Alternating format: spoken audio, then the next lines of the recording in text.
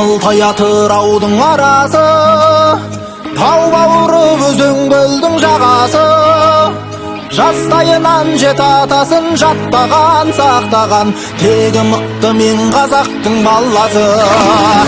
Жау қолынан жыртылмаған жағасы, ат үстінде ғұмыр кешкен баласы. Теуіп қалса темір үзіп кететін, өтетін.